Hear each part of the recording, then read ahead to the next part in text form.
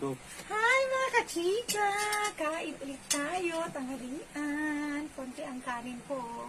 Tapos nagluto ako ng ng udong na may pechay. Yun yung mga kachika. Tapos upo na may hipon. Tapos isda. Yan, kain tayo mga kachika. Kain-kain lang tayo. Ngayon lang ako nagluto nito. Ewan ko kung masarap. Yan, first time ko magluto ng ganito mga kachika. Kasi may nagbigay sa akin ng udong. Tapos nilagyan ko lang siya ng pechay. Saka konting hipon. Masarap. Masarap mga kachika. Sarap. Sarap yung Tidak tayo mga kachika. Kain-kain tayo.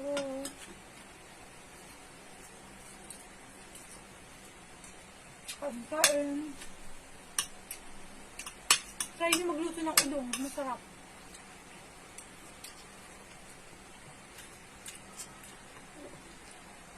Go. Bye mga kachika!